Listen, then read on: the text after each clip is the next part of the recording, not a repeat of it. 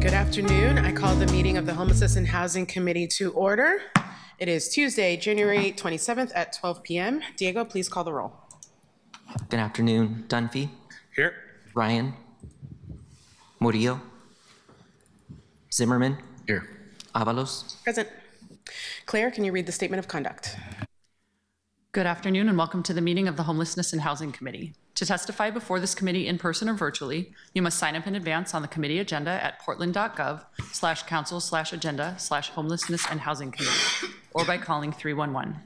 Registration for virtual testimony closes 1 hour prior to the meeting. In-person testifiers must sign up before the agenda item is heard.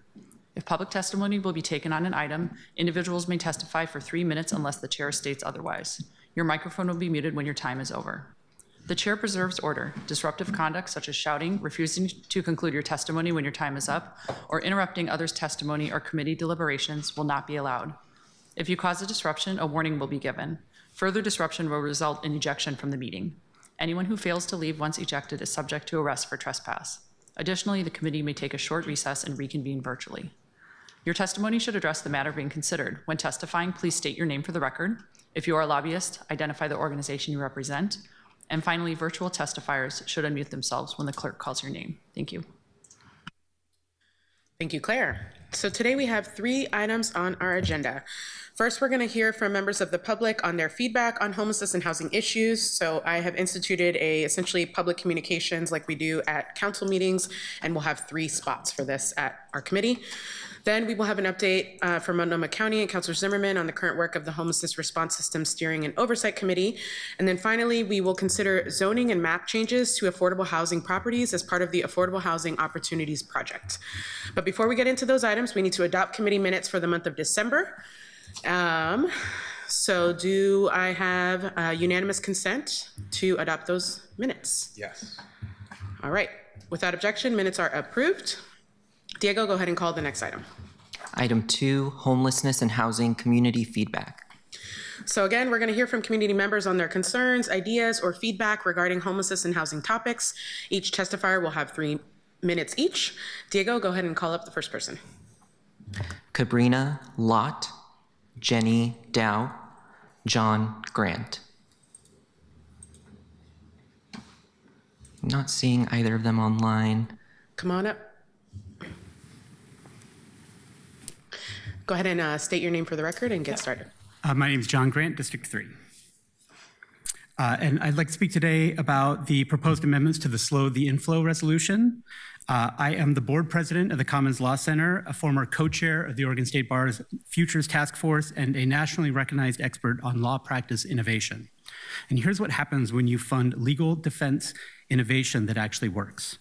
In 2023, before the Commons launched our eviction defense clinic, only 535 tenants in Multnomah County eviction proceedings had legal representation, just 6% of all defendants. 1 year later, with the TED clinic in place, that number jumped to 1,875 people, a 250% increase. Also that year, default judgments dropped by 25% and eviction judgments dropped by 31% despite increased volume. Here's how we did it. Traditional legal aid offers 2 options: a brief phone call or full scope intensive legal representation, but only for people below 125% of the federal poverty level. Both are valuable, but they leave a giant gap. The Commons fills that gap with in-person limited scope representation at the courthouse for anyone facing eviction. Every day, there are dozens of Portlanders who walk into court at 8 a.m. holding a summons and an eviction notice, and they are feeling scared and alone. When they get there, our team members greet them, explain our services, and offer a QR code that they can scan to complete an intake form on their phone. Within minutes, our technology systems do a conflict check, complete an engagement agreement, print a notice of appearance, and draft a fee waiver so the tenant doesn't have to pay just for showing up to fight their eviction. Our client then meets with an attorney who listens to their situation, explains their rights and responsibilities, and then stands up in court to say, "Your Honor, Attorney X for the defendant." The results? Over 80% of our clients get their cases dismissed. 75% of families retain their original housing 60 days or longer. And statewide, 92% of people remain housed 12 months later.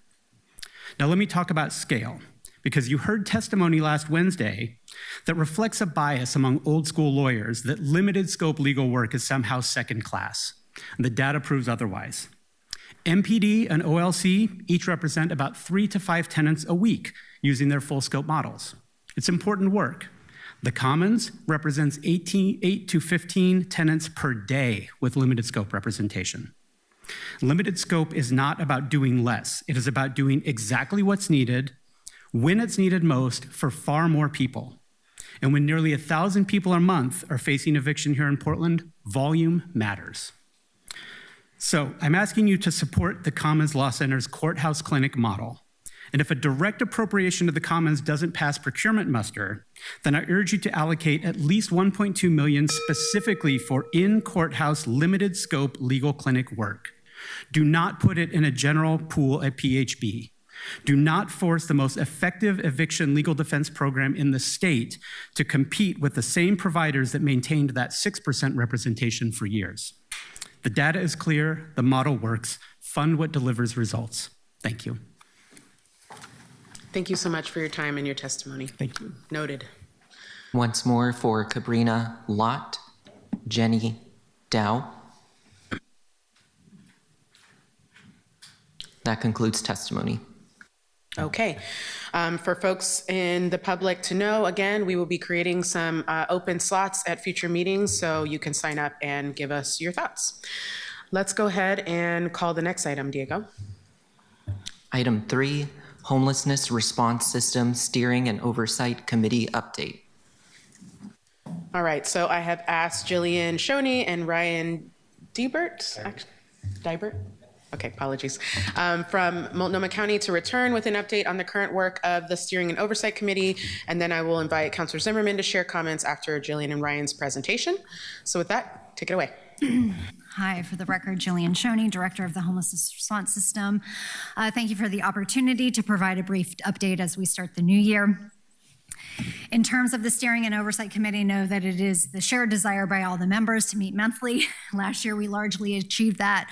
That this year, we will have a similar goal in place as well. But on that note, we actually did not have a meeting in January, but rather asked the committee members to pay attention to read and watch the work session before the Board of Commissioners on the adult shelter review. That review showed the cost, performance, and racial equity data of 31 housing-focused adult shelters. That review was one of the action items in our plan, so check that box. It is now complete. We pushed HSD to get it done by the end of last year so that elected officials here in this body and also on the Multnomah County Board of Directors would have that data in preparation for the budget process on both sides of the river. To boil it down, the review shows that as we expanded shelter, there wasn't enough housing placement funds to support throughput across all of our shelters 100% of the time. And access to those funds largely determines a shelter's performance. In other words, the system is out of balance. The $20 million up for debate before this body in the overall fiscal year 27 budget process is an opportunity to change that imbalance in service to our newly adopted and shared key performance indicators. Looking ahead, and it ties to recent discussions in this room, is eviction prevention. In partnership with Commissioner Singleton, we are convening our new eviction prevention table this week, and I just mentioned that because I know it's been a hot topic. That group aims to analyze current eviction prevention and housing retention programs, including rent assistance and legal defense, for example, and we'll make recommendations based on its findings. So I'll make sure to keep y'all up to date on that. And the scope of that, work group is actually going to be the topic of discussion at the February SOC meeting as well. Interest all around. And then beyond February, the SOC has named other areas of interest that it would like to discuss this year. I'm happy to share that with you. It's just for the first 6 months, a little light sketch. And just know that it's very much subject to change as issues arise and the attention of the SOC shifts when and as needed, particularly when it comes to budget discussions and our key performance measures. And then very quickly before I hand it off to Ryan Dibert, in terms of the HRS action plan, I just want to share that we're off to a strong start with our implementation committee. We have 46 of the 90 action items underway to varying degrees. We have our next meeting on February 2nd. That group also meets monthly, and that's where we come together to look at the status of each item, hold each other accountable, share information as needed for learning, awareness, or troubleshooting as required. So with that, I'm going to go kick it over to my colleague, Ryan Dibert, who's just going to give you a friendly reminder of our implementation timeline related to bringing on board our new key performance indicators. Thank you. Good afternoon, committee chair, councilors. My name is Ryan Dibert. I use he, him pronouns, and I'm the Deputy Director at the Homelessness Response System. Very glad to be here with all of you. As Jillian suggested, just here to share this slide and a quick reminder. This was the same information that we shared with council at the recent adoption of the amendments to the Homelessness Response System, IGA. But just to recount, we are going to be transitioning from the key performance indicators that were used in the original version of the Homelessness Response Action Plan into a new set of key performance indicators beginning in this calendar year. And just wanted to walk you through briefly the timeline under which that'll occur. So first, coming up here just in less than a couple of weeks, we'll be closing out the books on our old plan KPIs with our final quarterly report that covered those original key performance indicators with data through the end of calendar year 2025. So look forward to that. The top line there, which is not spoiling any headlines, is that we will have exceeded pretty significantly our original goal to shelter or shelter or house individuals across our multiple sets of systems. As we move into May, we'll be releasing the first preliminary report using our new key performance indicators that were adopted by City Council and the Board of County Commissioners, using data through the end of March of this year. I think that's really key because it will give us that first look at updated trend data as we continue into budget-related conversations about how we're going to be shaping those outcomes moving forward. So in June, we'll continue to model using that data to help place the budget decisions that you're considering looking into the fiscal year 27 budget year into the context of those new key performance indicators to try to understand how the budget decisions may impact those outcomes one way or the other. And then in July, once the budgets are adopted on each side of the river, our steering and oversight committee will convene to set specific targets associated with each of those key performance indicators based largely on what we're projecting coming out of the budget discussions. And then in August, we'll issue the first of our quarterly reports using those new key performance indicators relative to the goals that are set in July. That is what I've got to cover. Thank you. Yes. Good to see you. Good to see you, Ryan. Could you just explain quickly why we're changing the KPIs? I assume it's because the new ones are improved and will give us better information, and you can tell me that. I think it's the first I heard of this. Sorry.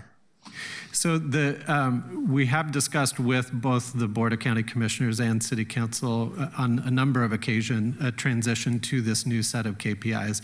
The primary reason for doing so is that our original set of key performance indicators for the first version of HRAP essentially all ran through the close of calendar year 2025. So we've reached the end of each of those goal horizons.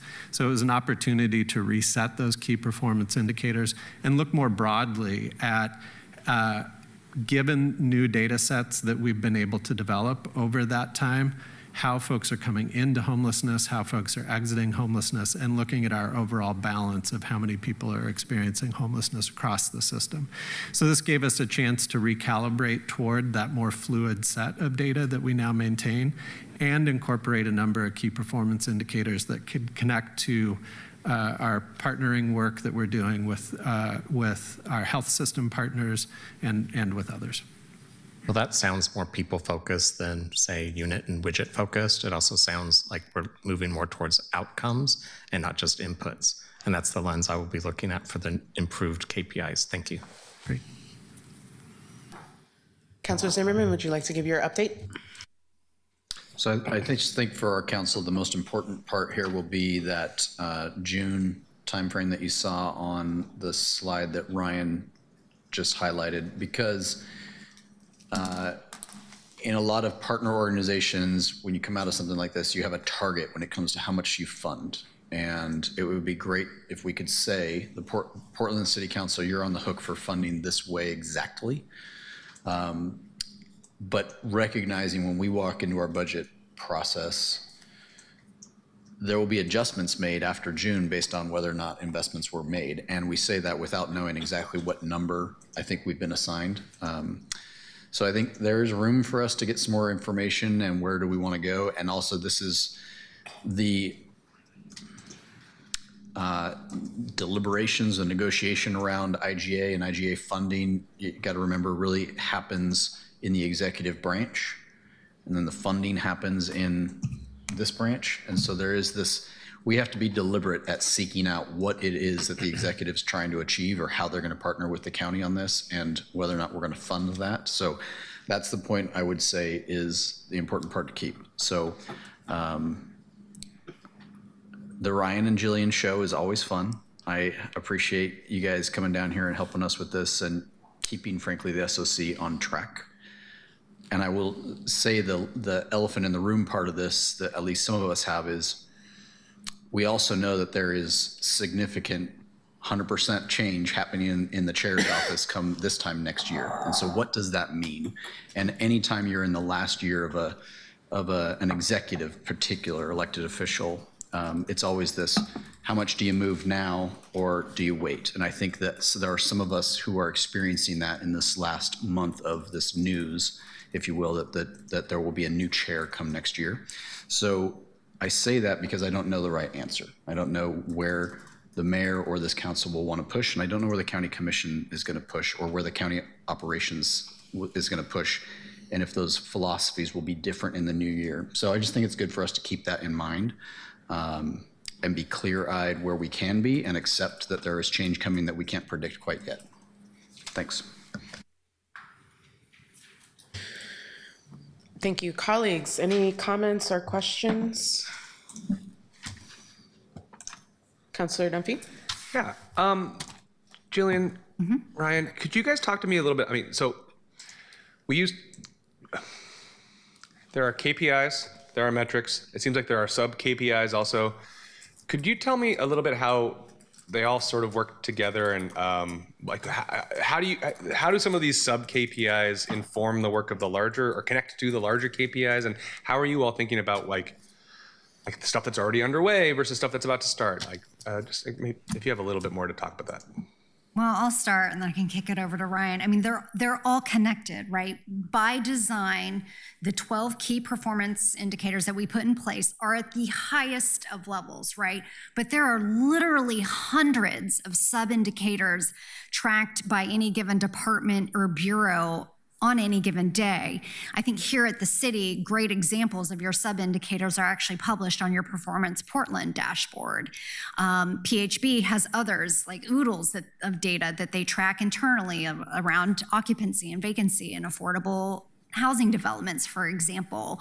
But those all, I can't think of an example where there's a sub-indicator that doesn't filter up and influence to some degree one of the 12 that we have put in place, which, to offer some commentary in response to Councilor Zimmerman, I really do think that the collaborative work around the key performance indicators was solid, and those are great key performance indicators. Maybe we change one or two, but I really do think they are long-lasting key performance indicators that we can track over time, regardless of the electoral cycle. Ryan, anything to add? Yeah, I mean, I think I would just offer a very similar answer, but maybe in more of a metaphor, which is to say that those key performance indicators should give you a sense of whether or not we're headed in the right direction. And then when we start to talk about sub-indicators, we're looking into individual programs, how they're performing. So that the key performance indicators tell us if we're going in the right direction. The sub-indicators help us understand how to course correct if and when we're not. Councilor Ryan? Thank you, Chair. Excuse me. Great to hear that update. I'm really happy to hear that. Thank you. I'm glad to hear that most of them are staying the same. It's really important not to move the goalposts too many times. It's hard to track progress. We passed, this body in the not so distant past, we passed amendments on the joint office agreement that asked the county to have the providers attach themselves to certain sub-indicators for accountability's sake. We've been missing that as we've been building this over the last decade. And so I'd like to hear how that's coming along. I realized it was slow to implement, but I'm hoping that contracts being awarded going forward will have them identify the sub-indicators that they're accountable for, not for shame's sake, for improvement's sake. Clearly, we need to improve. We've been failing. So we'd like to see how they're tracking that. What's the update on that amendment that was passed by this body and approved in the joint office agreement of like 2 years ago? How's that coming along? I'm not remembering the specific amendment, Councilor Ryan, but I can tell you at the county, for every program offer, which the equivalent over here is decision package, there are required outcomes and outputs attached to the funding and the description of the program. From there, it then filters down to the contract level. So in like shelter provider contracts, you will see length of stay goals, housing placement goals, all tied to the amount of monies that they have access to. That's just by way of example. That exists today. Yeah, and on those, I recall we were looking at those that went into recovery or trying to stay in recovery, those that are going into workforce. They'll obviously have the resilience to be successful, placed in independent housing. Those are the indicators I think Portlanders want to see, because then they know that their investment in this is actually bearing fruit. Yeah, but the Behavioral Health Division has outcomes and outputs tied to all of those mental health investments into the program offer. Perhaps I can screenshot and show you some examples. That's good news. And so this is all transparent. It's okay. These are Absolutely. public documents. Thank you. I'll be following up on that. Appreciate it. Colleagues, any further comments or questions? And do you all have any further comments to add? All right. Thank you so much for your time. See you next time. Thank you. Please read the next item.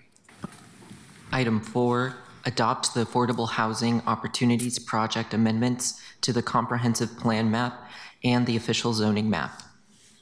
All right. So as staff are walking up, I have a couple of comments that I want to make to just ground our discussion today and be clear about what this item is and what it is not. So the Affordable Housing Opportunities Project is about land use and regulatory reform. It's intended to reduce barriers and make it easier to build income-restricted affordable housing in Portland over the long term. So what's before us today is not a funding decision, and it does not on its own produce units, and it doesn't address the immediate housing instability that thousands of Portlanders are facing right now.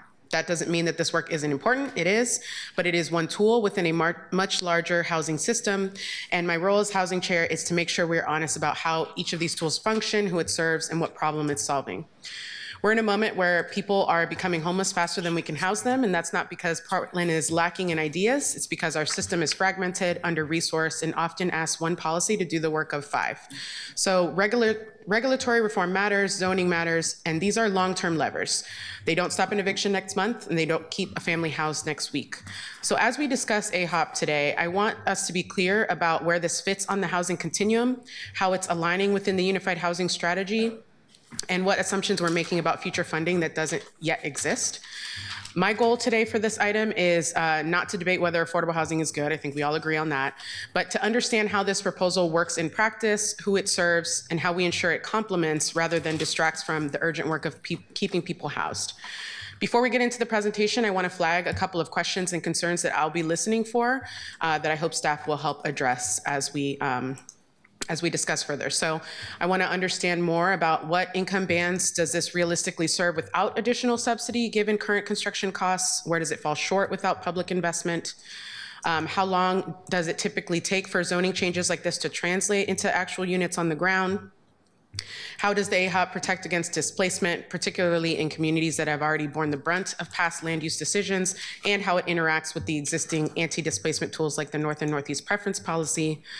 I want to see where does this sit within the broader housing continuum that we're working to develop with our partners that are here, and how do we make sure that this doesn't get framed as a substitute for prevention, stabilization, or placement strategies, and what assumptions are being made about future funding, subsidies, or incentives that aren't part of this ordinance, and how should council understand the limits of what regulatory reform alone can deliver.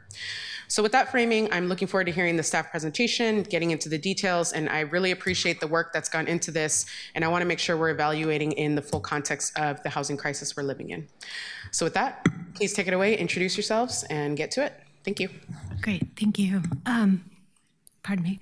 Good afternoon, councilors. Patricia Diefendorfer, Chief Planner, Bureau of Planning and Sustainability, for the record. Chair Avalos, you framed up a lot of good questions for this. I think it is important to contextualize this project. This project is a project that is looking at individual sites and that are owned by either public agencies or nonprofit affordable housing developers, and changing the zoning in order to facilitate affordable housing in the future. As you noted, it is not a project that's going to solve all of the city's housing issues. It is very targeted project that was identified in the housing production strategy.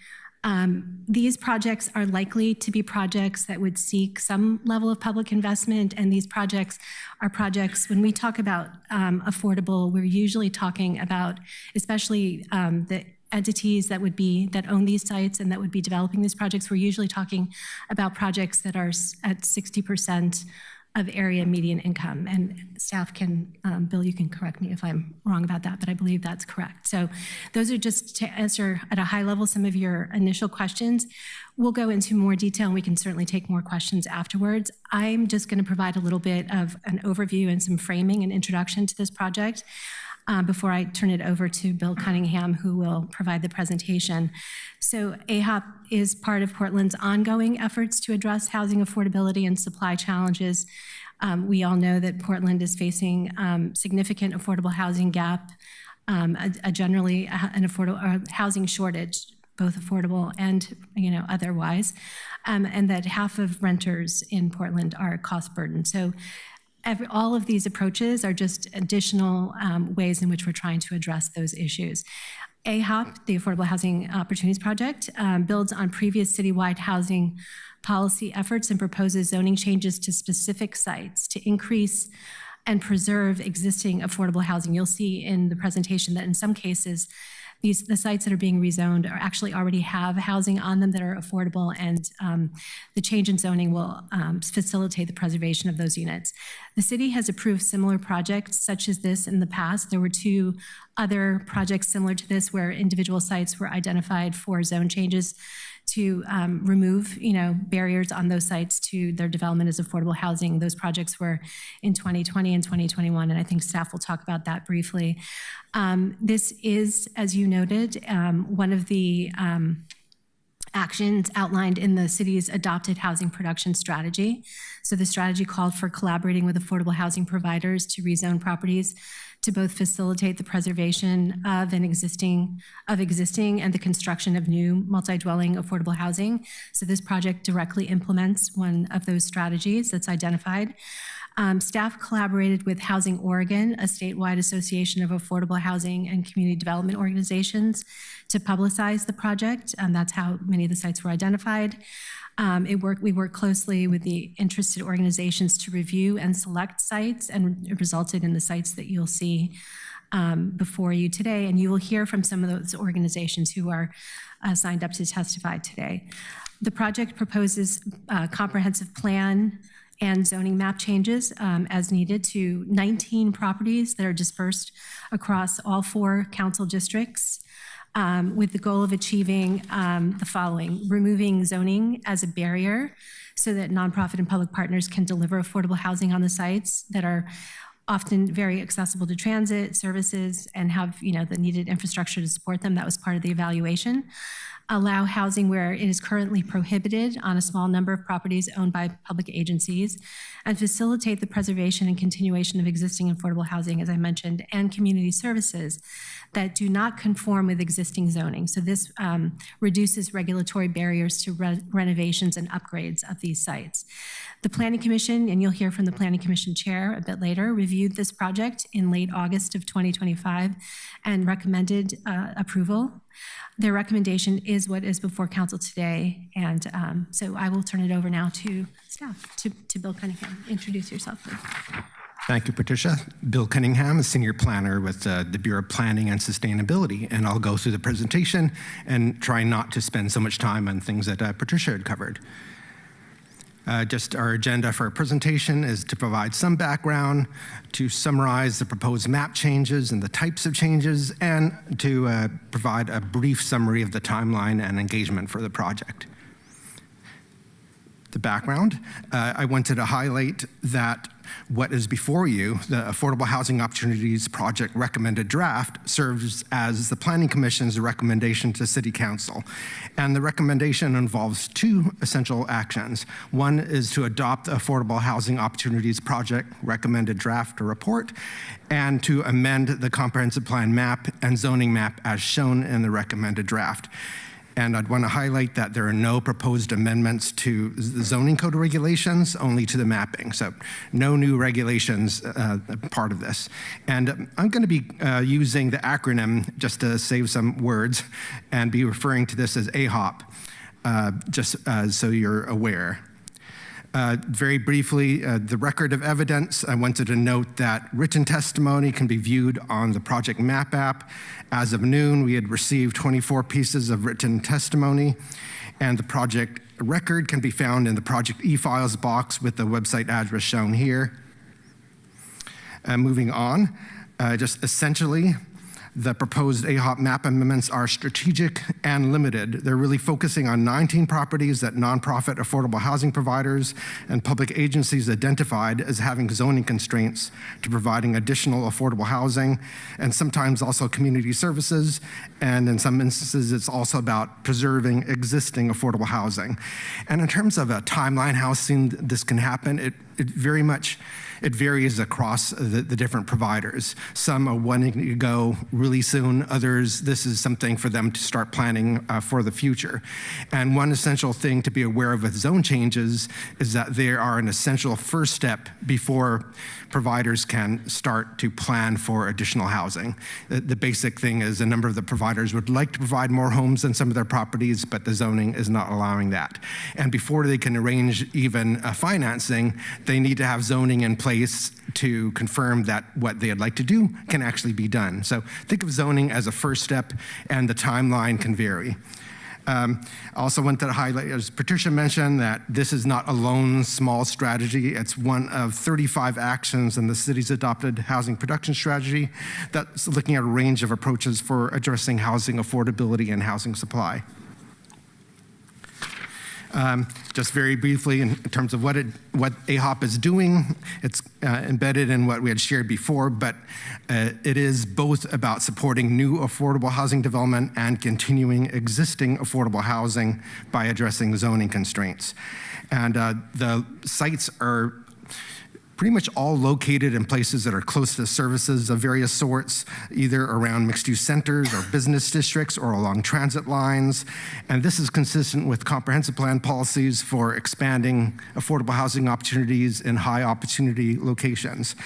And the zone changes that are geared for allowing additional housing, we've calculated as increasing housing capacity by about 900 units. And in terms of the existing affordable housing that the regulation or the mapping amendments are intended to support their continuation, there are 576 units in that situation. So it's limited, but it does have some impact. Also wanted to highlight or reiterate what Patricia had mentioned, that this builds on preceding projects. There was an expanding opportunities for affordable housing, peer projects that focused on properties owned by faith-based organizations. Zoning was changed in neighborhood areas, and often these faith-based properties were amongst the larger neighborhood properties. And this shifts the focus now to properties owned by nonprofit affordable housing providers and public agencies. Moving on to the proposed map changes, I wanted to highlight the locations of the properties. And as you can see in this map, or you might be able to see, the 19 sites are dispersed across all 4 council districts, and the types of changes are highlighted here. There are 9 properties that are owned by affordable housing providers, where the zone change is really geared to allowing more affordable homes to be included on those properties when current zoning doesn't allow that. There are 3 properties owned by public agencies where the current zoning prohibits new housing, and this would open up those properties for affordable housing development. And then there are 7 properties involving non-conforming situations, usually involving existing affordable housing that's larger in scale than current zoning allows. And when you have that situation, it can be difficult to do renovations or small improvements or additions to existing housing without a burdensome process. So this is really intended to promote the continuation of that existing housing. And as we go through some of the example properties, I wanted to highlight that there are 2 types of mapping changes. One is 2, the comprehensive plan map, which sets long-range direction regarding intended land uses and the types of places. And this example is showing a change to mixed-use neighborhood. And that's the mixed-use zone that's applied in neighborhood areas where it's intended to allow a mix of uses such as businesses and housing. And it's a medium-scale designation, smaller than our larger mixed-use urban center locations, so more of a neighborhoody type situation. And the other types of mapping changes are to the zoning map. And the zoning map indicates the specific zone that would apply to a property, and it attached to the zone are the detailed zoning regulations that indicate the details of what could be built and the kinds of land uses. And here we're showing a change from EG1 to CM2. And CM2 is about a 4-story zone. And under any one designation, comp plan designation such as mixed-use neighborhood, there could be more than one zone. In some cases, the larger scale zone can apply in a core business area and feathering out to a smaller scale in other neighborhood areas. So comprehensive plan map changes and zoning map changes. And sorry if I'm speaking too close to the mic. Usually don't have the benefit of a mic. Wanted to move on to the first example, and this is one of a series of properties owned by nonprofit and public affordable housing agencies where they're wanting to expand the ability to provide housing on the sites. This first property, which we call the Prescott property, is a vacant site owned by Habitat for Humanity. It's located in Council District 2 in the Cully neighborhood along Northeast Prescott. It's near the Cully Neighborhood Center and almost across the street from Scott Elementary School. The current zoning for this 3/4 acre property is single dwelling R7. The proposed changes to the small scale RM1 zone, which is a low-rise multi-dwelling zone, which is intended to accommodate Habitat for Humanity's interest in developing ownership townhomes on the property. I think they're proposing about 16 of them, which would not be allowed in the current R7 single dwelling zone. So really opening up that ownership opportunity in a neighborhood location close to services. The adjacent property to the east already has RM1 zoning. And accompanying this change, the zone change would be a change to the comprehensive plan map designation of multi-dwelling neighborhood. Again, more of a neighborhood scale multi-dwelling zone. The RM1 zone change is consistent with policies for locating housing, including affordable housing, ownership housing close to services. The second example we have is the Canton Grill site. And this is about 1 acre of land owned by Apano, which is a nonprofit that advocates for Portland's Asian communities, and also the 82nd Avenue corridor. And Apano has become increasingly involved in community development, and this is one of their efforts. It's located where Districts 1 and 3 meet along 82nd Avenue. It's within the J District Neighborhood Center, close to the intersection of 82nd and Division, very close to PCC's Southeast campus. And it's currently occupied by the vacant former Canton Grill and surface parking. The current zoning is mixed-use CM2, which in this location is limited to 4 stories. And Apano is interested in developing a mix of upper-level housing, affordable housing, and ground-level spaces for community services and commercial uses, as well as providing some ground-floor courtyard space. But fitting all those uses into a 4-story envelope is pretty challenging. So the proposal is to change to the mixed-use CM3 zone, which allows more flexibility for height and is appropriate along major corridors such as 82nd and in places like the J District. There's no change to the comprehensive plan designation because the civic corridor designation allows CM3 as one of the implementing zones. And again, it's consistent with policies for accommodating higher density housing close to services and transit. Moving on now to the public agency properties where housing is currently not allowed and the zone change would open up new possibilities. The first example is located at Southeast 17th and Holgate. It's one of 2 properties owned by TriMet along Southeast 17th and along the light rail line there. It's located in Council District 3 in the Brooklyn neighborhood. located on the Max Orange Line, and this particular property is immediately adjacent to a light rail station near the TriMet bus garage. And you could see in the aerial the platform for the light rail station. This site's a little over half an acre, is currently vacant. TriMet would like to open this site up to affordable housing development, but the current employment EG1 zoning prohibits new housing. The site is proposed for mixed-use CM2 zoning, which is a medium-scale zone, allows up to 4 stories, and it would allow a mix of housing, and the community has been interested in also having ground floor services, and that 4 stories would make it easier to accommodate both housing and potentially services. And also wanted to mention that the CM2 zone, while it allows 4 stories, there are regulations that require step downs in the scale of the building and landscape setbacks adjacent to the single-family zoning just to the west of the property. And there'd also be a change from the comprehensive plan map from more of a mixed employment to a mixed-use neighborhood designation. And this is consistent with the policies for locating mixed-use zoning close to places such as light rail stations.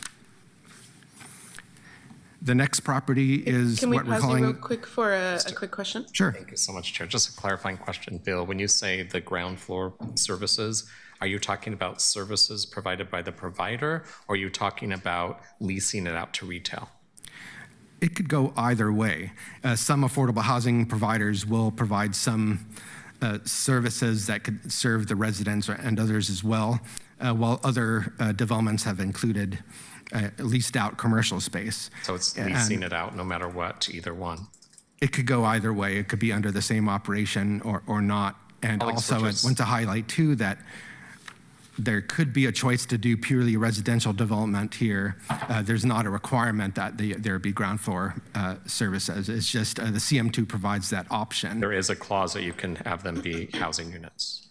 Yes. It can be That's been either. a thing, as you know, at these areas. And we've struggled across the city to lease those out. And so we have affordable housing units that are vacant at the bottom because we can't lease out a lot of the So retail. This is a I don't mixed, think we want to do more of that. So you're telling me we're not doing that? It's this not is a required. mixed-use zone, and it really allows the flexibility for commercial uses on the ground floor. And I think it depends on the TriMet and who they partner with to develop the site. But I'm sure that's feedback that we could provide, and I'm To offer that because we all Yeah. know that's a thing throughout the city. sure. All right. Yeah, of course. Thank you. And I did want to highlight that all the zone changes that involve mixed-use zoning, and none of them will require ground floor commercial. It's just an option, but not a requirement. The next one is the Sears Armory site. This one is owned by the City of Portland, located in Council District 4 in the Multnomah neighborhood. It's located along Southwest Multnomah Boulevard, which the comprehensive plan designates as a neighborhood corridor appropriate for a mix of uses.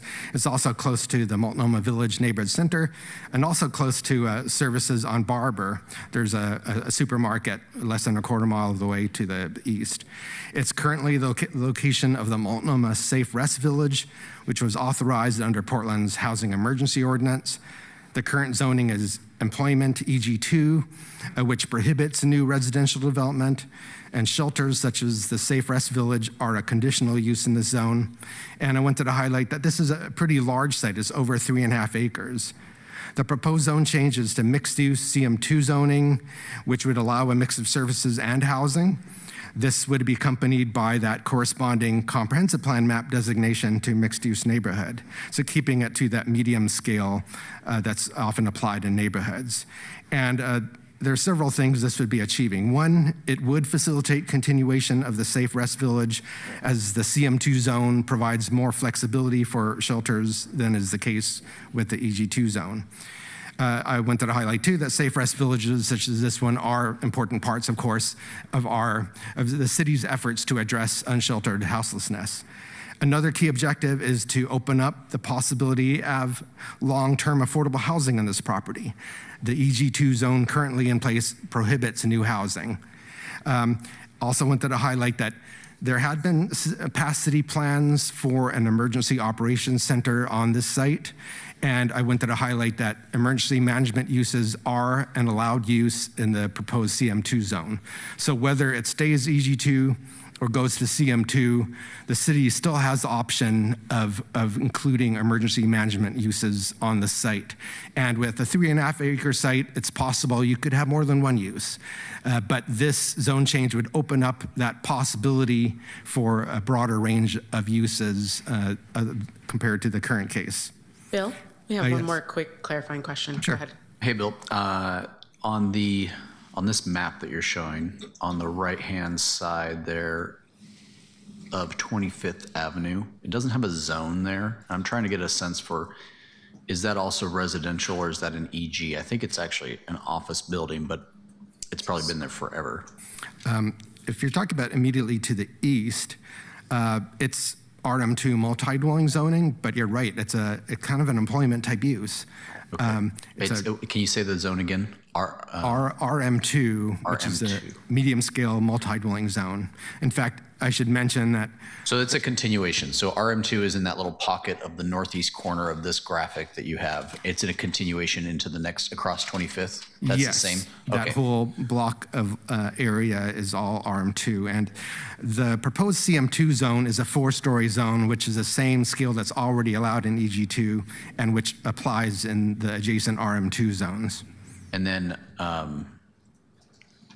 this is my last question, Chair. Thank you for the indulgence on this, just since we're on this slide. So given the nature of this site, and it was probably made an Army Reserve center long before I think some of these zones probably existed, we just plopped the zone to meet what the use was at whatever time this was. I'm assuming that, because it doesn't jive with the rest of that area. Is that kind of the way that probably got plopped there, or was that a Planning Commission in 19 who knows when said, we really want jobs to be in this center at some point? No, the history of it is that prior to 2014, that property was zoned multi-dwelling, what's now RM2. And the site was transferred to the city of Portland in 2012 from the U.S. Army. And the original intent at that point was that it would be an emergency operations center. In 2022, you had the Multnomah Safe Rest Village come in, and in 2023, City of Portland was able to purchase the property and removed the deed restrictions, which limited the use to an emergency operations center. So it's interestingly, it started out allowing residential, multi-dwelling residential, but had a National Guard armory on it. Councilor Zimmerman, to your point, it was probably, you're right, that the RM2 zoning would be a more, just looking at the zoning pattern in the area, would be a more logical zone. And as Bill indicated, that was the zone that was put on more likely not because of what was there, but because it made sense in the context of the area. But then I think when it got transferred to the city, we put a zone on it that was more fitting for what the use was. And so both things are true, and those are both ways in which, proposals for zoning come about. Yeah, so I think you just absolutely. observed something that was interesting. Yeah. One other point is the CM2 zone, compared to if we went to RM2, would better allow the option of public safety or emergency management uses on the site. So the CM2 continues to allow that possibility while also allowing residential and community Thanks. services. You've helped clarify a few questions I had there. We'll do more later, but thank you for that. Sure. The next example is more about the preservation, the non-conforming situation examples, and I'm just sharing one here. This is the Shrunk Riverview Tower, very much a large-scale landmark in the St. John's Town Center. It's owned by Home Forward, located in the Cathedral Park neighborhood in Council District 2, essentially part of the St. John's Town Center. And existing development consists of an 11-story affordable housing building. There are no plans for redeveloping the property. The current zoning is RM2, which is really intended for 3 to 4-story multi-dwelling development. And as mentioning, if the building is larger than the current zoning allows, it makes it really difficult to do minor improvements without major review. So the proposal is to change the zoning to RM4, which is a better match with the existing scale of the building. And it really also signals regulation-wise the fact that that affordable housing building is an important part of the St. John's Town Center, and it's providing an important service in terms of the affordable housing. And the zone change would support the long-term continuation of that existing affordable housing. I'd also want to mention that it conforms to policies about providing opportunities for affordable housing or preserving affordable housing in places close to services, such as the St. John's Town Center. Just very briefly, before we move on from the staff presentation, wanted to just say a little bit about the project process.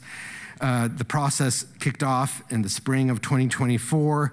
The initial outreach was to affordable housing providers, letting them know about the project and involving them in identifying properties they had where they're facing zoning constraints to affordable housing. And there was an open invitation to any nonprofit and public affordable housing providers to identify properties. That wasn't kind of a pick and choose providers. It was really open to any nonprofit or public agency for affordable housing. And moving in from fall to spring, there was a lot of work done with the community partners on analyzing the sites, understanding the zoning situations, and beginning to develop proposals. The public discussion draft went out in June of 2025, and a key milestone was going to the Planning Commission on August 26th of 2025 for the public hearing and the Commission's recommendation. And again, very briefly about public engagement. We had sent out over 1,700 notices about the proposed draft to neighboring property owners and others to inform and invite testimony. There was not a requirement to notify those nearby neighbors, but we did want to make sure we were transparent about what was being proposed. And this followed from a previous mailing for the discussion draft of over 1,400 notices. Staff held online information sessions and gave presentations to neighborhood associations and district coalitions, including each of the 4 district coalitions. And staff kept the public updated about the project through a range of approaches that are listed here and through a map app that allowed people to learn about the specific zoning changes, where they were in relationship to where they live, and provided opportunities for input. So in terms of what we heard from the proposed draft, and a lot of the themes have continued from what I've seen, we received general support for expanding opportunities for affordable housing, and most of the proposed sites did not receive any opposition, but 2 sites ended up being the focus of public testimony.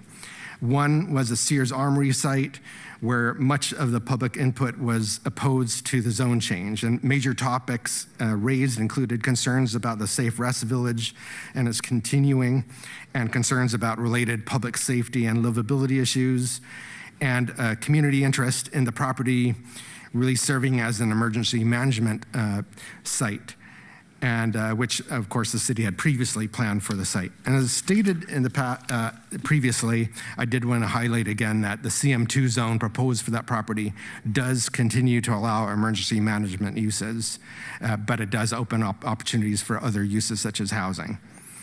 The other property that received the testimony was where the TriMet sites on Southeast 17th. There was largely community support for changing to allow housing or a mix of uses, and many people wanted to be able to include some services on that property. Although there were also concerns about the 4-story scale of development that would be allowed, and concerns about parking impacts from the new development. And I did want to note again that the CM2 zone does require the scale of development to step down adjacent to single-family zoning, and it requires things like landscape setbacks.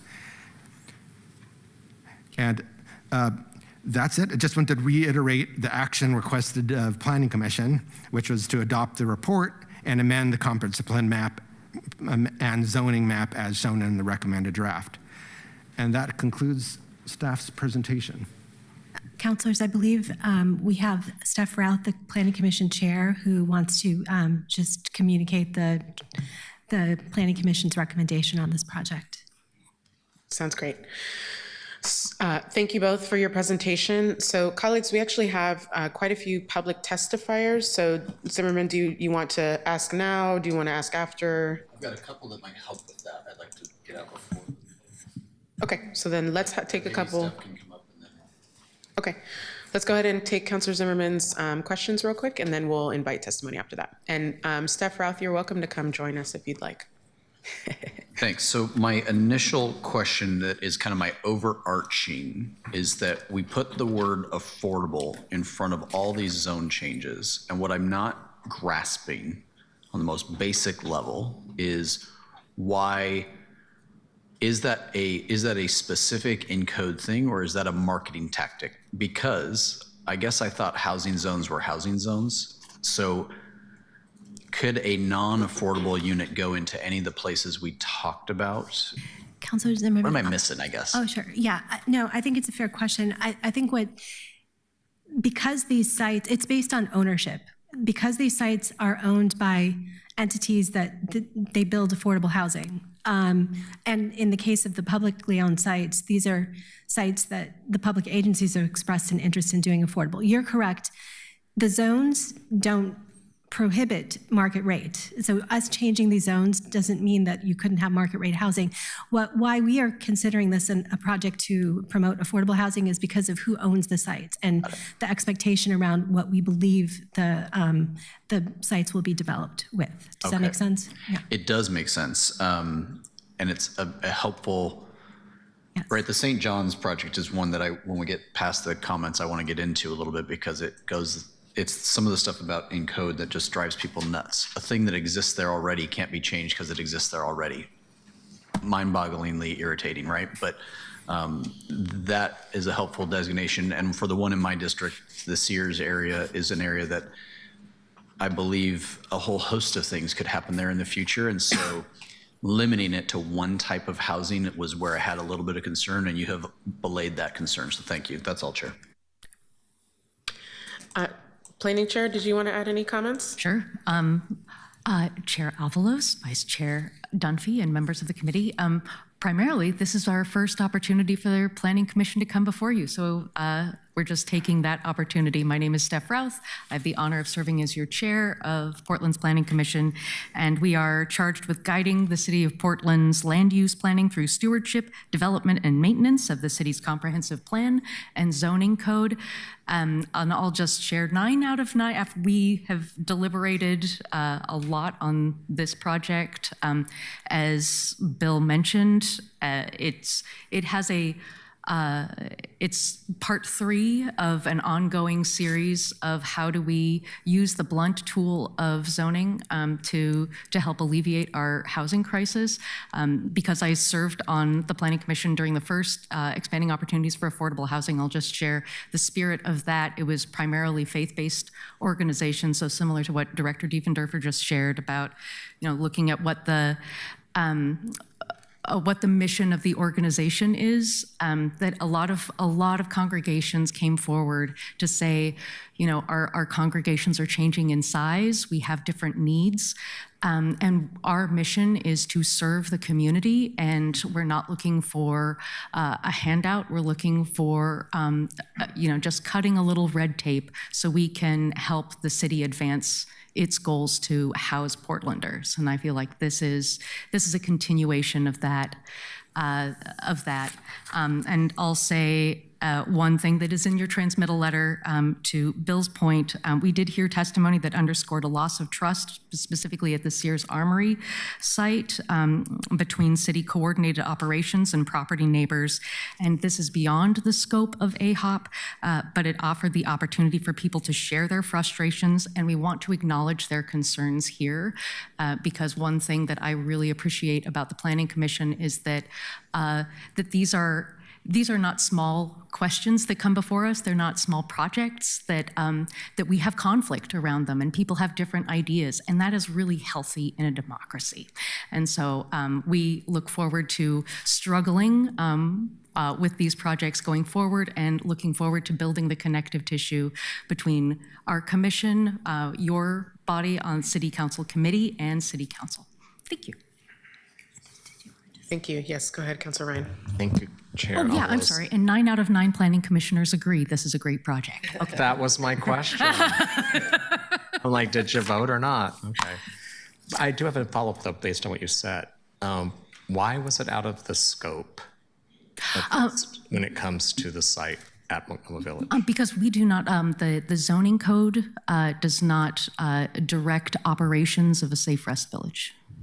Is that, do you want to, does staff want to? I think what we were saying is that the use, this particular project is just proposing a zone change.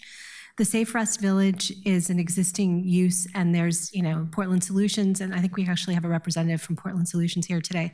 Portland Solutions works with the neighborhood to manage, they have a company that helps to manage the Safe Rest Village and address concerns from the neighborhood. It was just, that conversation was just, not necessarily in the scope of this project, simply because the proposal here is to change the zone for the future potential of allowing affordable housing on the site.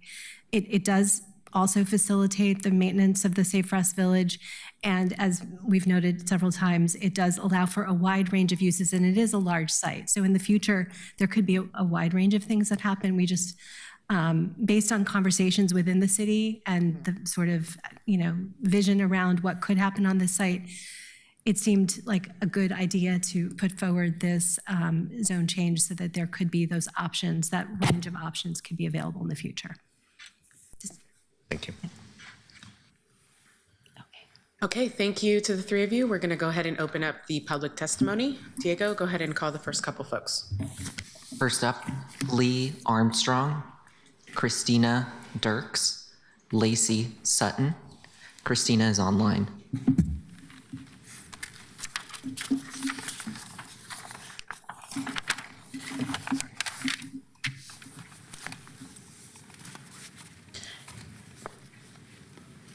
Go ahead. All good? Yes, go ahead. Can you hear me? All right. Good afternoon, counselors. My name is Lee Armstrong, and I'm here on behalf of Habitat for Humanity Portland Region in support of the Affordable Housing Opportunities Project.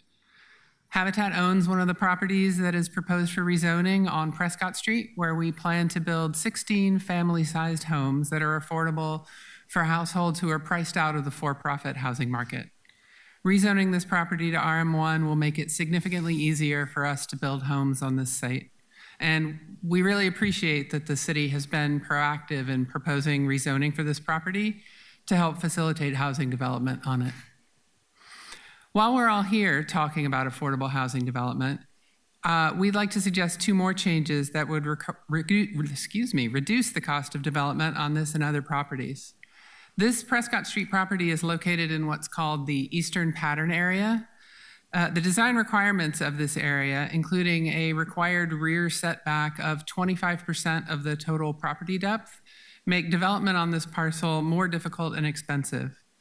So we'd like to suggest the reduction or elimination of these requirements for affordable housing developments.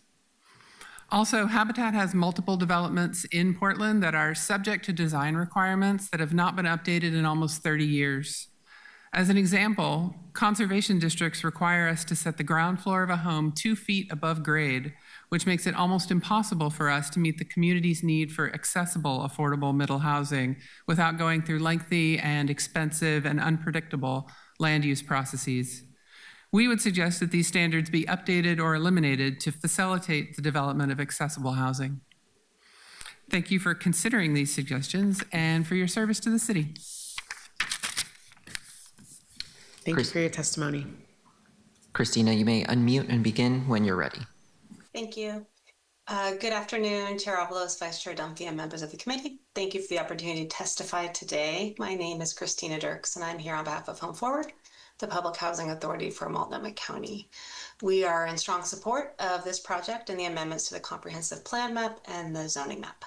This ordinance presents a practical and cost-effective way to increase housing capacity and, as importantly, to preserve existing affordable housing for the long term. We appreciate the Bureau's thoughtful engagement and collaborative approach in this project. As a result of that process, 11 of the properties included in this project are owned by Home Forward, representing approximately 660 affordable homes. At each of these sites, the proposed zoning changes would either allow for additional housing, make preservation and reinvestment more efficient, or expand the ability to provide on-site services. And importantly, all of these projects are located in transit and service-rich areas. To give a few concrete examples, Bill already went through a few, but 6 of the projects have been out of zoning conformance for decades, which simply means, as Bill highlighted, that their scale has always exceeded the underlying zoning. And so as a result, in projects like Shrunk Riverview Tower, even modest capital improvements that were designed to improve living conditions for residents and the long-term viability of the building required costly and time-consuming land use reviews.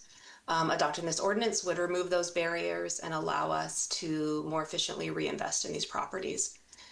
In addition, 3 properties would transition from strictly residential to mixed commercial zoning, which would allow us to better serve our residents and the neighbors by doing things such as co-locating early learning centers and providing on-site case management. And at a time when development costs continue to rise, this project is an effective and smart way to use every tool the city has available to address our housing crisis.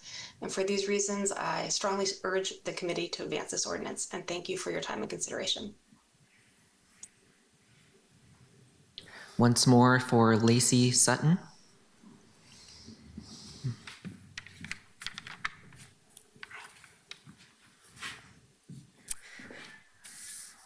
My name is Lacey Sutton, and I bought a house in a Southeast Portland development called Cherry Blossom, which was built by Habitat for Humanity without fire access and water supply.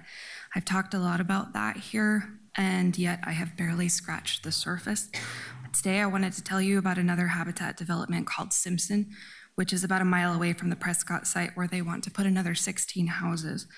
I believe our problems at Cherry Blossom began with land use and a lack of early Bureau review, which Habitat took full advantage of when they purchased the property.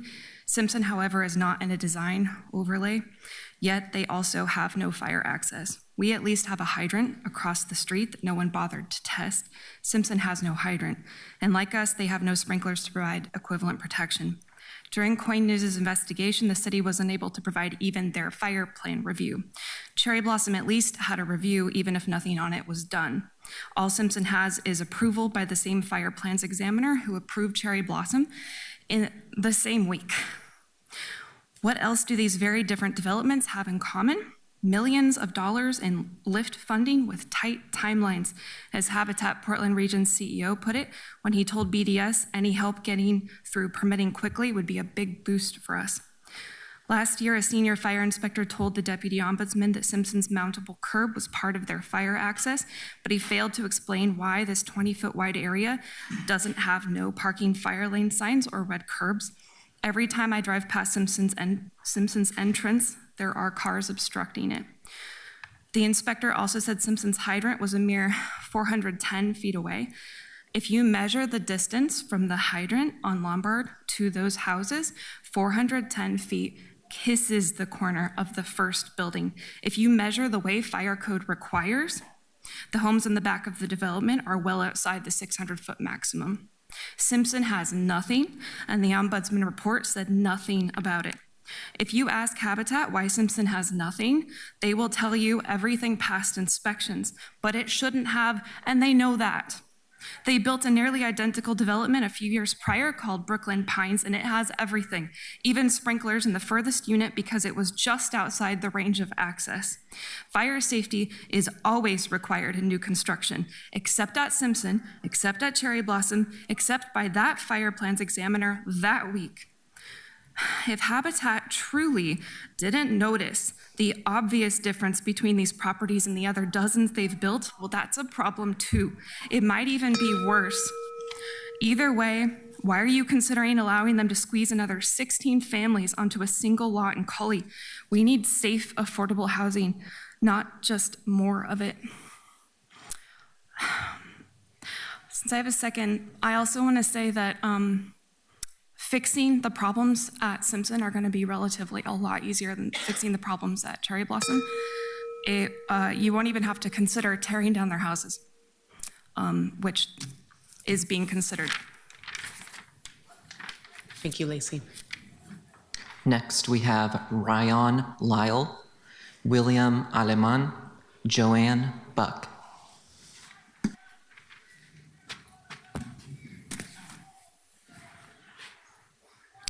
Hello. One second. If your name was called, go ahead and come on up so that you can be ready sit at the table. And then go ahead and introduce yourself.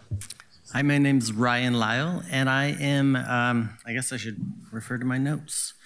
I am testifying about the TriMet lots, the 2 lots on 17th that have gotten a lot of attention from the neighborhood.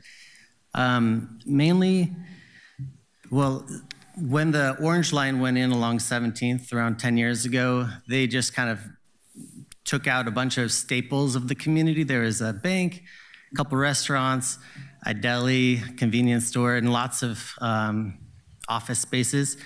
And those just haven't been replaced. And when it was being proposed, TriMet came to the neighborhood and said, how can we remedy this for you? And they really didn't address our concerns back then. And then they came. I mean, we're really happy about this AHOP opportunity. But when they came and they presented to us, they said that the neighborhood would be very involved in the process, and it would be an open bid for who, they're going to say any nonprofit providers who want to, offer to build on these sites would come and they would present to the neighborhood, and we would be able to have some kind of interface with them. But then in November, they decided to just do, without letting anybody know, a letter of intent with some developers who will not be addressing any of our concerns. And it's just kind of a reflection of,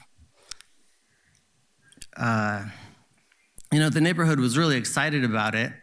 And now we feel a little bit kind of betrayed. And it feels very familiar, where there's a top-down development approach to neighborhoods. And I think that over the last 20 years, there have been tensions between neighborhoods and developers. A lot of people found Portland to be a really desirable place to be, and neighborhoods were kind of pushing against development. And then it became more like a top-down, like, well, we're not going to really listen to the neighbors. We're going to just do these things. And I feel like the fact that we now have this new council structure where there's representatives from districts was kind of a remedy for that, where we'd have representation in the neighborhoods.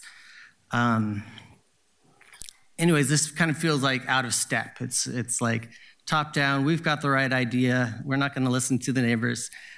So that's kind of sharing some concern and frustration that the neighbors have about this. Like, we're very supportive of more housing, and I don't think anybody is saying we don't want this, but there are very clear problems with this site and the way that they want to present or want to create the site in the future. And the neighborhoods actually have good ideas to make it better for everybody.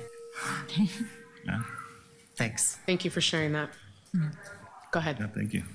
Hi, my name is William Aleman. I work at Reach CDC, a nonprofit whose directive is to build affordable housing. We are here to request that we also include the Tabor Heights United Methodist Church into this proposal for the AHOP. It's located on 6161 Southeast Stark Street. Reach was selected by the church and its congregation to lead affordable housing development on the site. Currently, it's zoned R5, and we would also like to change to CM1. We have not started any process of community engagement. We're really needing this design change or zoning change in order to begin the process of community engagement. The reason it's so important, as the folks who presented here earlier, is because in order for us to even begin looking at financing, we do need this zoning change. We cannot begin any low-income tax credit negotiations with the state unless this designation is made. I do want to highlight what this gentleman said before me. We are looking to do a lot of community engagement, but I think in order to do so, we need to know what zoning we will be able to actually communicate to the community that we're actually going to be engaging. And if it does get allowed to be changed to CM1, we can then begin the process to identify to the community, here are our options and here's what we think would be best. But then also looking towards having, this healthy debate on what would be best used at the site. I think things that we can propose are multifamily apartments. There's already currently a childcare facility on the site that's utilized by the community. If that is what the community wants, we can work to make that happen. Or it could be more single-family homes that could be sold at an affordable price. I'm very fortunate to be here with some of the congression members and some of the community members to advocate for this. We're really excited about the site. The Tabor neighborhood is very walkable and accessible to a lot of amenities. And so, really looking forward to this. And I think my request would be to add the Tabor Heights United Methodist Church onto this proposal. Thank you. Thank you. Go ahead. Hi, my name is Joanne Buck. Chair and members of the Homeless and Housing Committee. I just said my name is Joanne Buck, and I am chair of the church board at Tabor Heights United Methodist Church, which is in the Mount Tabor area. I'm a retired community health nurse who's worked with the homeless and the poor throughout Portland for the past 30 years. So I am I deeply care about our neighbors and their access not only to housing, but to the wraparound care that brings dignity and wholeness to a person. Our pastor, Reverend Drew Hogan, sends his regrets and is sad not to be able to attend today while he is out of town for denominational interviews.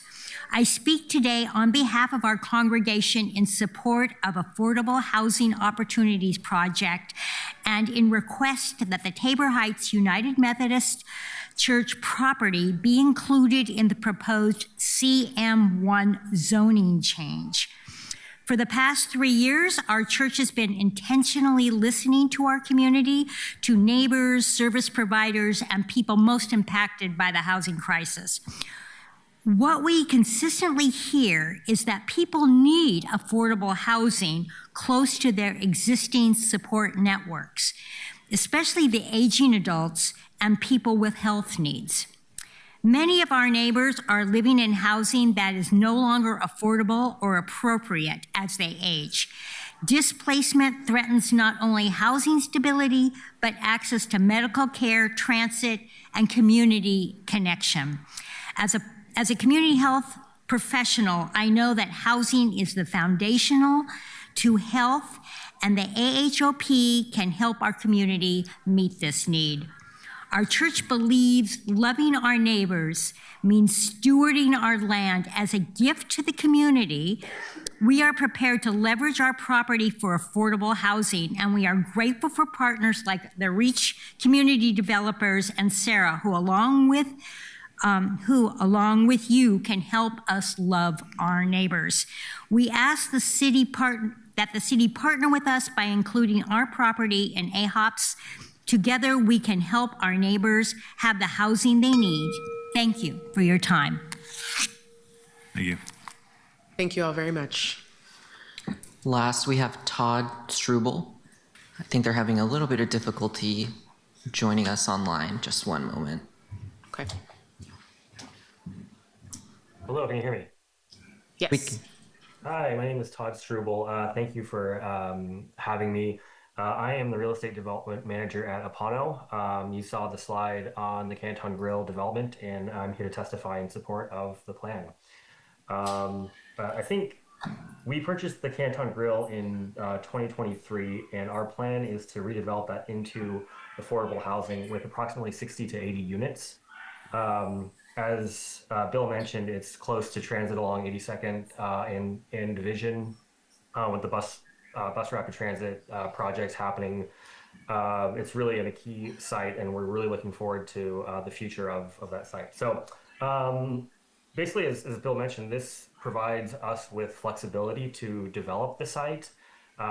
We are still a few years away from having a finalized design, but with the change to CM3, I know our architects are much happier being able to have a little bit more flexibility with the height of the building, and just the planned uses open up some more options for us. So I guess the only thing I wanted to add is that these zoning upgrades is often like a benefit for the owner of the site, and I just wanted to really clarify that for our site, the goal is not to just maximize the units, taking advantage of the upzone to shove as many units as we possibly can. Our goal is really to have a quality community-based design and affordable housing for the long term. So thank you for your time. That concludes testimony. Thank you, Todd. So we've got a couple of us in the queue. Yeah, let's have you come back up because I know we've got some questions for you. And I wanted to kick off by just getting your, I guess, response to folks who are calling for additions to the AHOP. I guess, how does that logistically work? Is that something we can consider? Yes, thank you, Councilor Avalos. Patricia Diefendorfer again for the record. It's not uncommon for projects like this that once the project is going through the legislative process, more entities hear about the project and are interested in being included. At this stage, we are aware of that site. And at this stage, if the committee were interested in having that site be included in this package, that would be possible, but we would have to do a notice. There's a required legal notice to the site, and for courtesy, we do surrounding sites as well for a certain radius. And so if that were the desire of the committee, we would ask that you give us that instruction, and then we postpone action on the package and the potential amendments to that package until after that notice period elapses. And it's would be a 30-day notice period. And what I'm understanding, and maybe I'm looking to you, Claire, because we talked about this. So in that scenario, would we want to make that amendment in committee? Is it something where we could bring it to just the council, like between now and this going to council, we could make that amendment, or what does that look like? So I think the options are that you could make that this amendment in committee, and you could instruct staff to include it in the package, and that would mean us going and doing the noticing and setting another meeting before this committee in more than 30 days. I think we were estimating like your 224 meeting would be an option.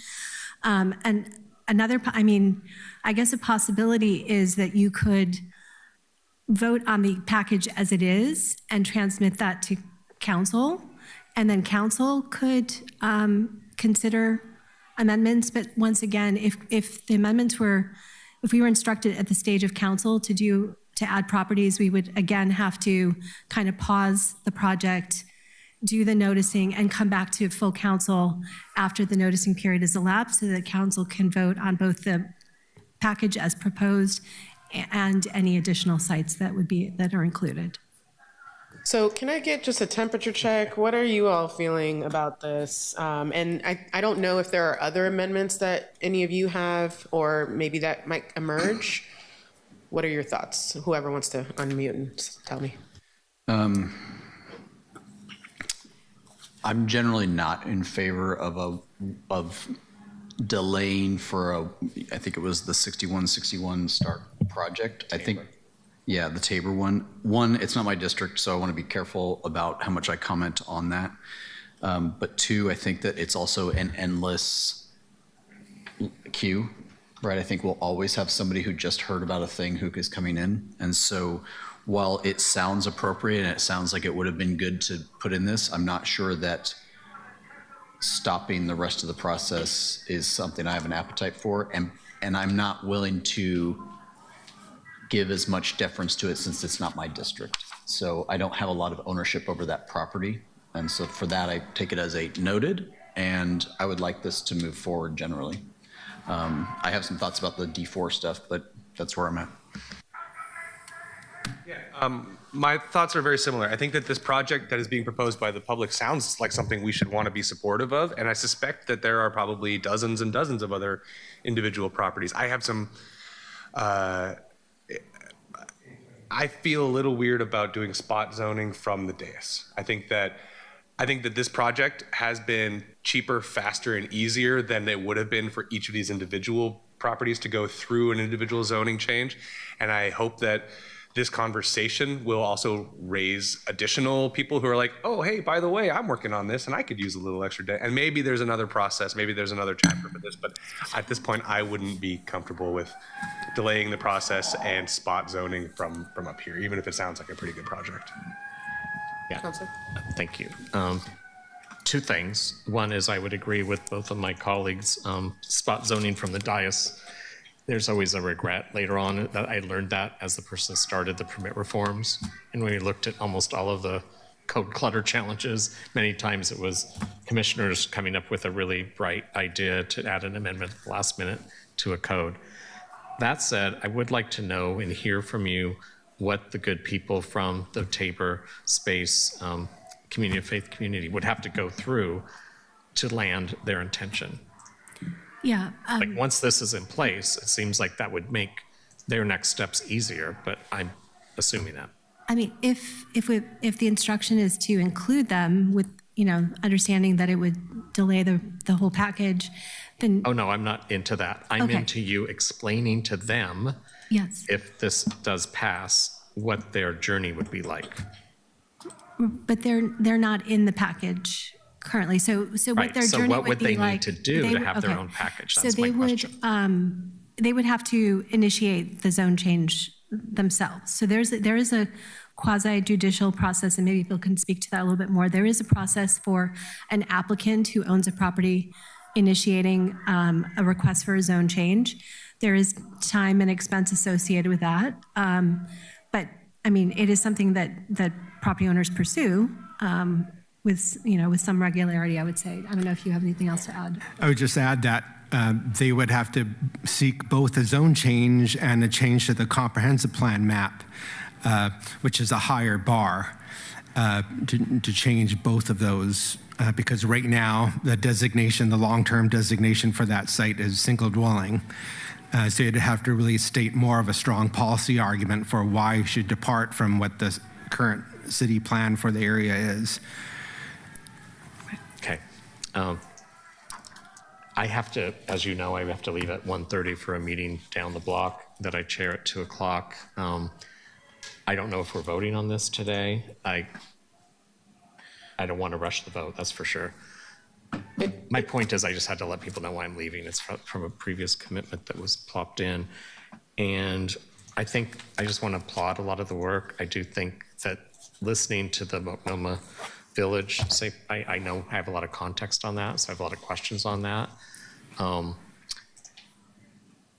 And I'll pause there. I thought the testimony was really awesome, and I wanted to acknowledge that I think we heard from the Planning Commission chair that the similar testimony was heard by them, and they did approve this in a unanimous vote. That is And I correct. think one of our justifications with the Safe West Village site is that the concerns were off topic, if you will. I think as public servants listening to them, I think we need a better response than that.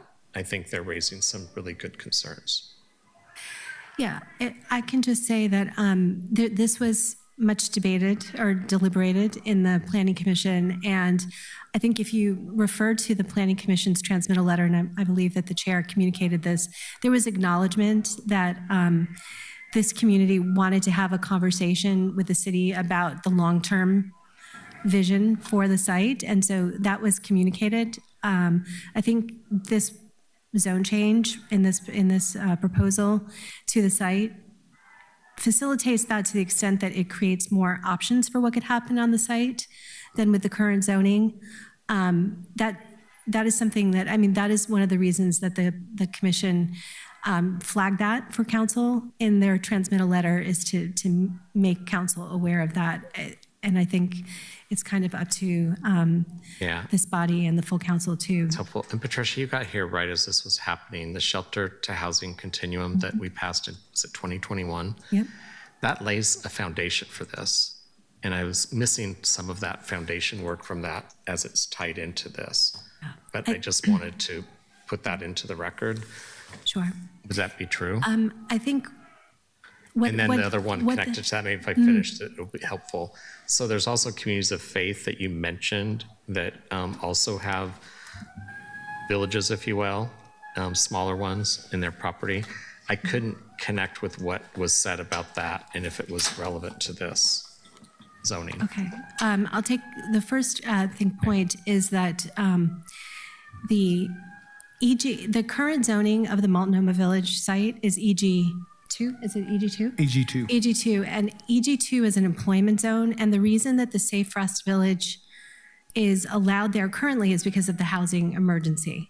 Right. If the housing emergency were not, if the city doesn't extend the housing emergency, that use is not allowed in the zone as the current zone. Correct? Except as through a conditional use review. Right, it would require a conditional use review.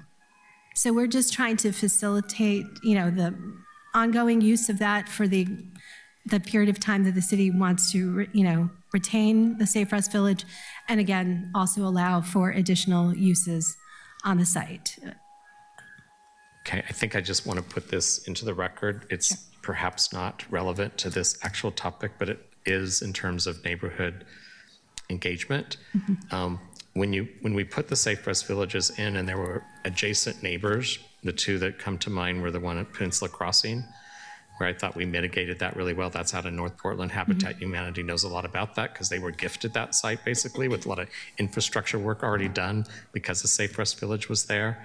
And we had a neighborhood that went from not wanting it to actually worried that they were leaving because actually Urban Alchemy did such a good job with neighborhood engagement, and they also did some adjustments with fences and such.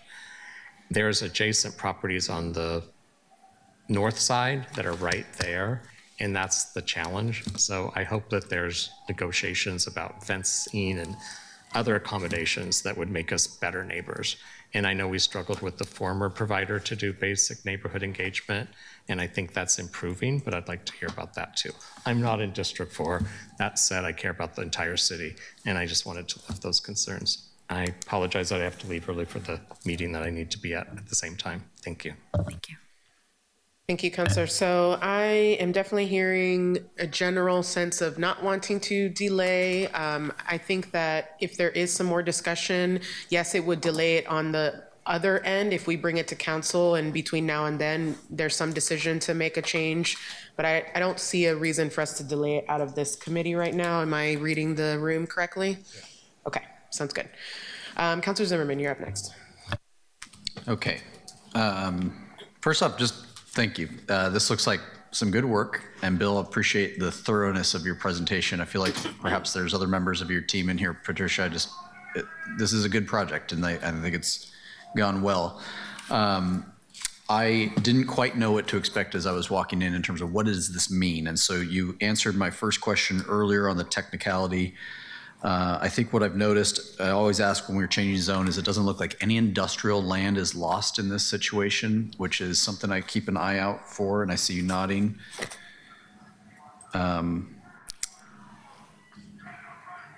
understand the employment. So I'm glad that you just did get into a little bit about the Safe Rest Village in Multnomah Village. I have certainly heard from constituents about a concern that this zoning allows that shelter to become permanent. And knowing how it was cited under that emergency clause or emergency ordinance, I'm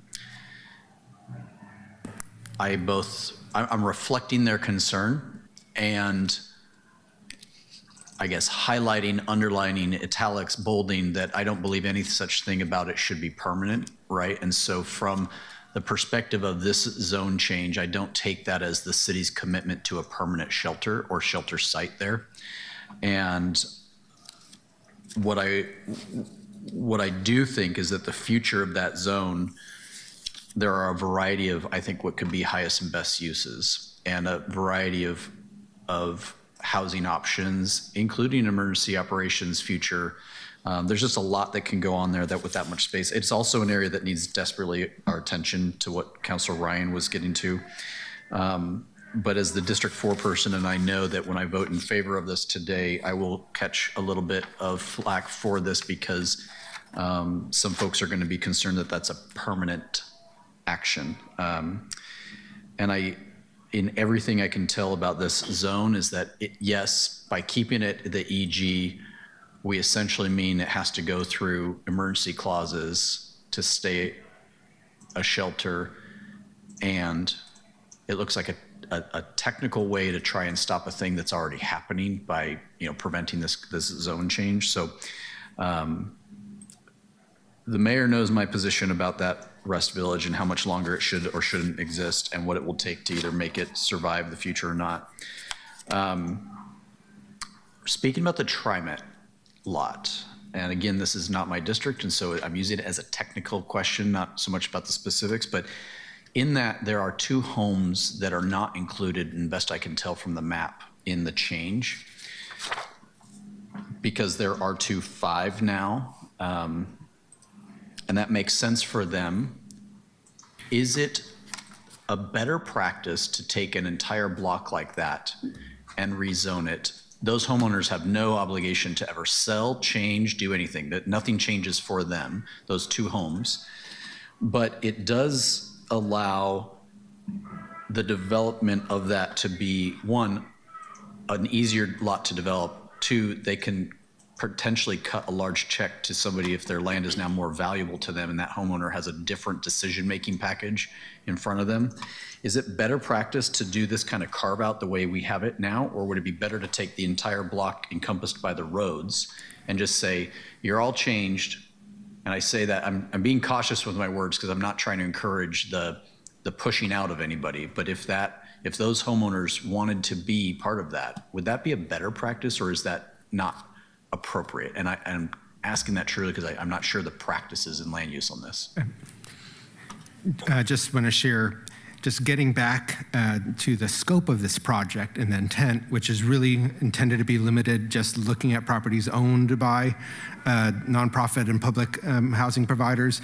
That goes somewhat beyond the scope. It always is good to be holistic and look at a broad area, but it was really outside the scope of this limited project. Got it.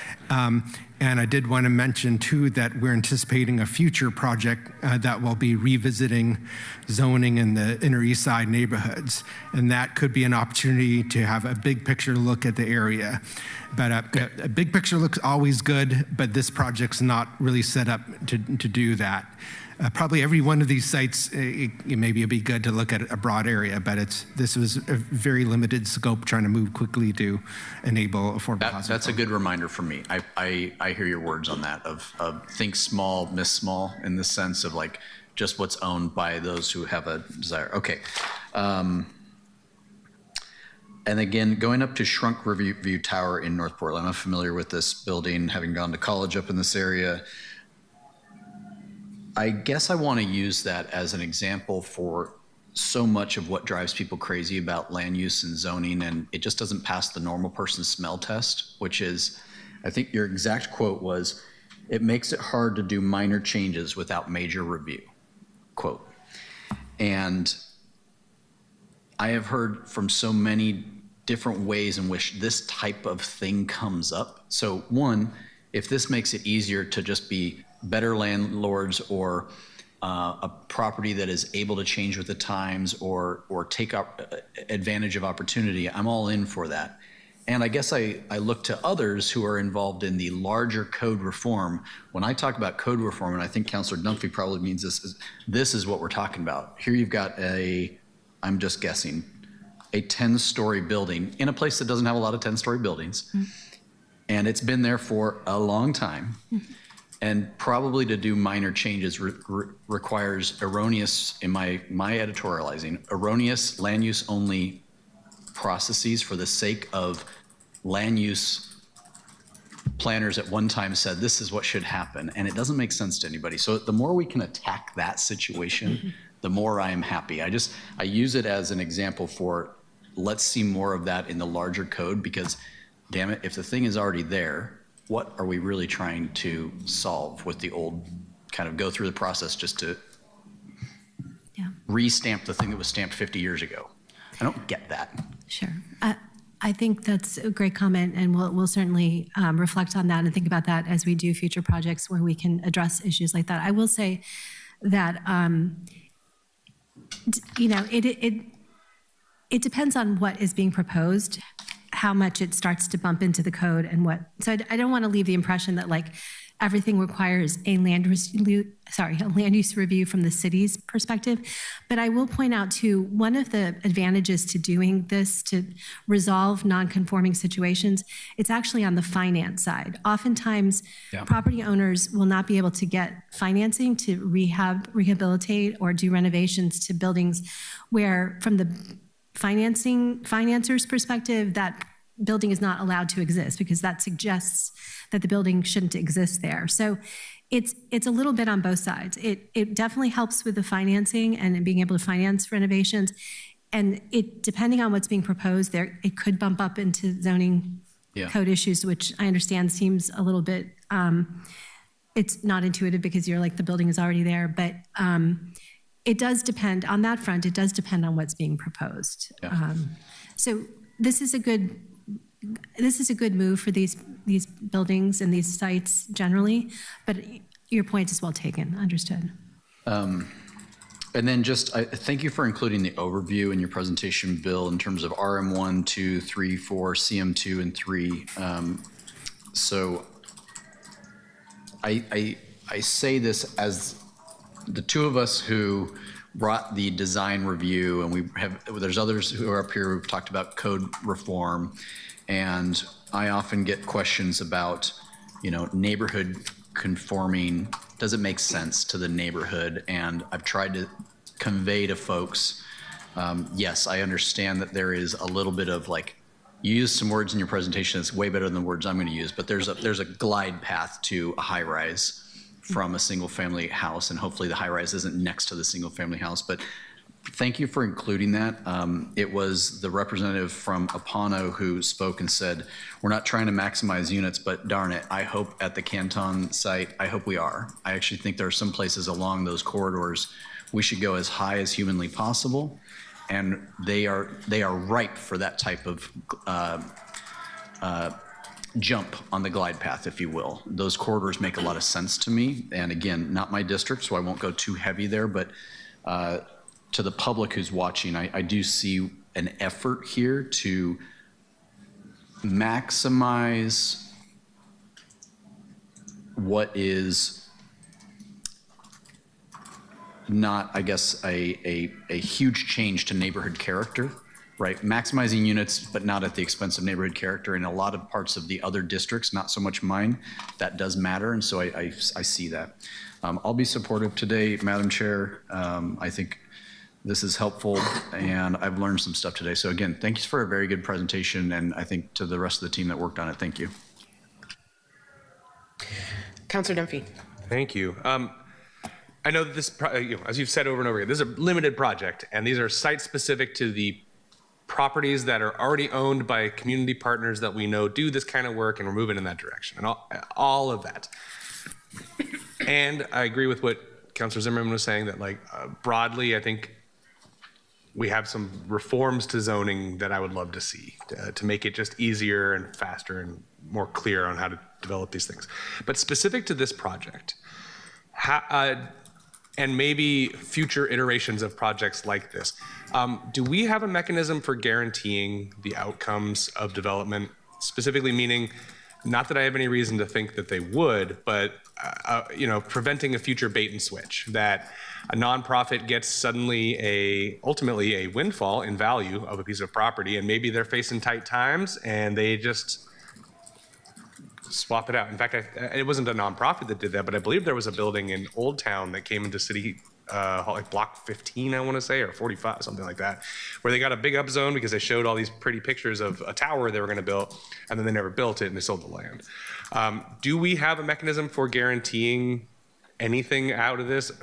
Yeah, I would say the answer to that is we do not have a mechanism to guarantee that they will be affordable housing. But again, because of who they're owned by and their missions and their expressed, interest in what they're interested in doing there, we have pretty good confidence that that's what will happen there. And that's why these projects, when we've done these projects where we do site-specific zone changes, we're looking for the kinds of entities where this is mission aligned, like it's aligned with their mission. So you heard about the previous iterations where it was faith-based organizations. Those are organizations that, for a variety of reasons, we believe that their intention is to do affordable housing. But this is what we are, we're operating on that assumption.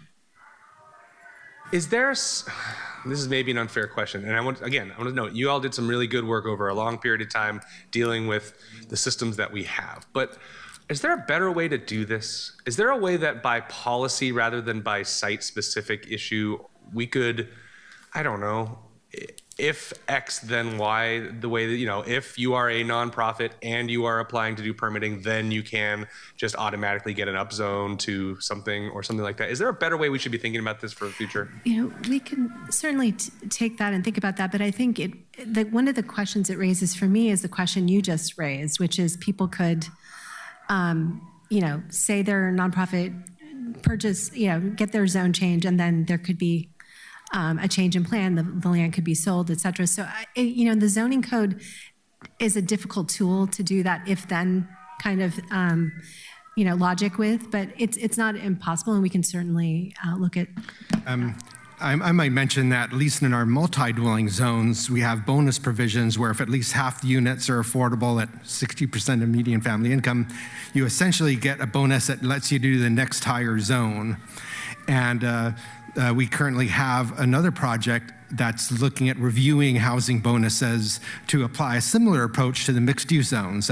You do more deeply affordable things, you get a bump up, and you're essentially getting the next higher zone. So there's some of that mechanism that essentially does almost an automatic upzone and boost in what you can do. Thank you. Broadly, I know that Oregon's land use laws are particular, and we also have 100 years of good, or 70 years of good intentions piled on top of each other. And if you look at our zoning map, it's a little intimidating. And anything we can move in the direction of either best practices of the other places that have successfully moved towards whatever it might be, I generally want that to be the direction our city is going. And I do worry that the inherently complicated nature of our zoning and comp plan program, it just makes things inherently more expensive. And we are dealing with, at the very least, 10-year-old zoning, what the best thinkers at that time thought our city needed. And then obviously things changed. And comp plan 2035, we're now 9 years away from that being started. So I'm trying to think about these things sort of in the long and the immediate term. So that is really helpful. And I'm sure we will be talking more in the near future. So thank you, friends. Thank you again. I think what we've learned from this is that there are clearly more projects that we need to discuss. And I think when we talk about CAP 2, when we talk about unified housing strategy, let's think of the ways that we can do more of these things. I am ready to vote on this today and support its movement so we can get that going. But let's talk about what it looks like to incorporate the voices that we heard, and also not just with you all, but also with the Planning Commission. And I know I am long overdue for going to the Planning Commission and building some relationships there. So I'll put that on my to-do list as well. Seeing no one else in the queue, last call. Well then, let's see, let me get the language. So I would like to entertain a motion to move ordinance document number 2026-0-7 to the full council with a recommendation to pass. So moved. Second. Moved by Councilor Dunphy, seconded by Councilor Murillo. Diego, please call the roll. Dunphy. Aye. Ryan. Murillo. Aye. Zimmerman. Aye.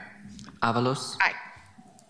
With 4 ayes and 1 absent, the motion carries, and the ordinance document number 2026-037 will move to the full council with a recommendation to pass. Councilors, pardon me, we want to make sure that you state the time certain, the date and time certain. I will do that right now. Okay. And so this will now move to the full council meeting on February 11th at 9:45 a.m. time certain. Got it? Yes. Great. Okay, with that, our next meeting is Tuesday the 10th. Stay tuned for updates on that agenda. We are done at 1:51 p.m.